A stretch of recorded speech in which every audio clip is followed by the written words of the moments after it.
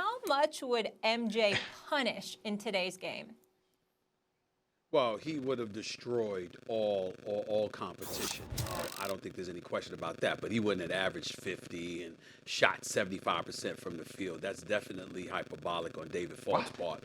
One of, if not the elite agent of his time, and still is still big time as far as I'm concerned. He really knows what the hell he's doing.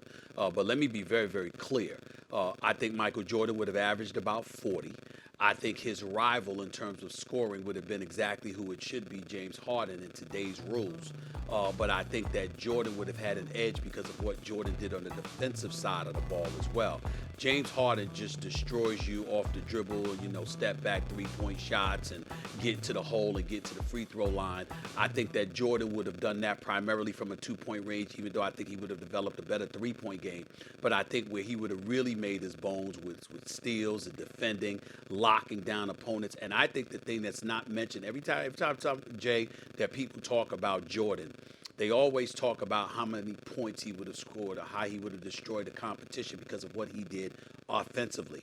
I think that people don't realize the heart transplants he would have forced, or he would have just snatched dudes' hearts all around the league. He would have taken them out. They would have wanted no part of him because that was Jordan's specialty. He wasn't about just beating you, Molly, Max, Jay. He was about demoralizing you, taking your heart away from you, and making sure that you knew you couldn't mess with him at all, that you wanted no parts of him. It wasn't enough for him to walk off the court victorious. He literally wanted to snatch your heart out of your chest.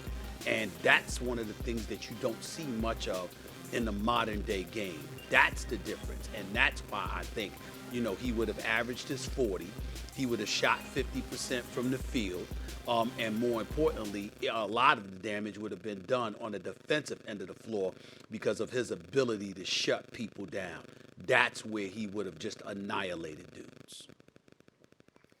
This is not that hard to figure out. Of course, David Falk is being ridiculous. I originally said a couple days ago, Jordan would average 40 easy. And the reason I said that is as follows. First of all, in this day and age, you have to assume Jordan's coming up in this day and age. You don't just pluck a guy out of his prime and drop him, okay, what kind of game does he have? Because the game evolves, the rules change.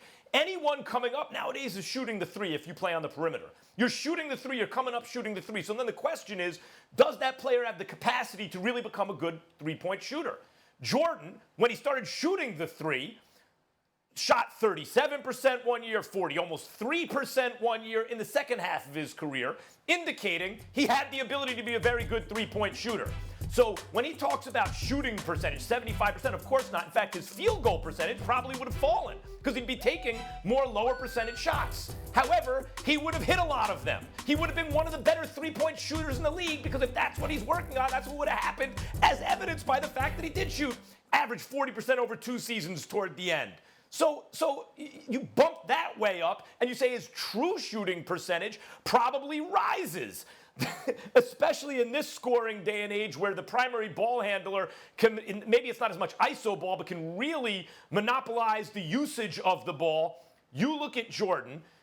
Remember that I said if Pippen didn't have the migraine in Game 7 against the Pistons, the first time Jordan had another All-Star, he'd have beaten them. Jordan took 27 shots, hit 13. They're all two-point.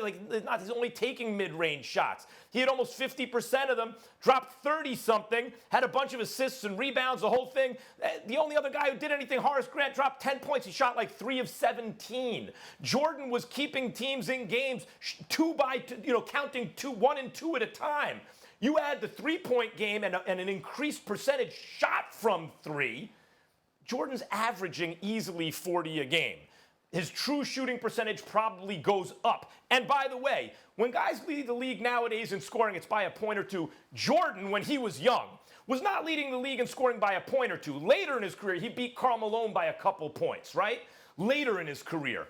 Early in his career, he was smoking dudes like Dominique Wilkins, 5, 6, 7 points more per game on average. So when you look at the distance between him and second place, and you look at guys averaging close to 35 nowadays, Jordan's clearly going to be up over 40 points a game as a great two-way player. I mean, he's the greatest player of all time for a reason.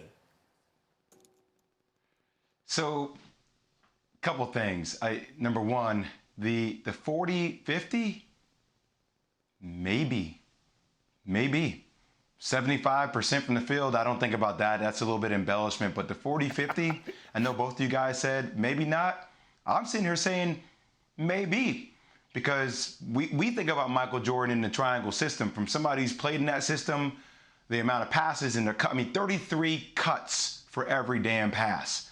Trust me, it took me a whole season to figure out the blueprint of how that offense works, right? And I was a point guard. I didn't even play the two position where you catch the ball at the pinch post.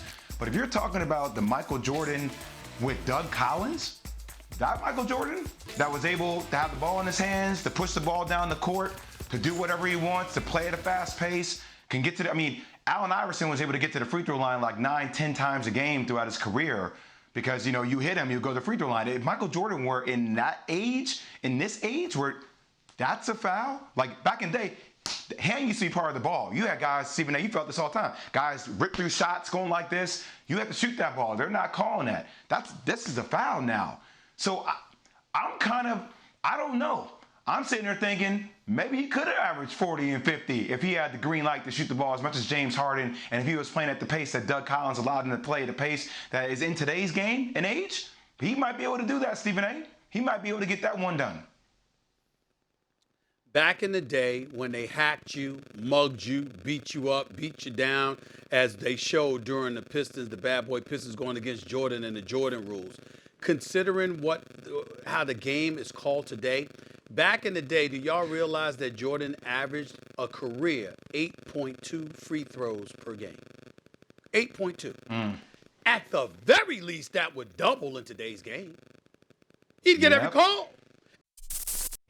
Thanks for watching ESPN on YouTube. For live streaming sports and premium content, subscribe to ESPN+.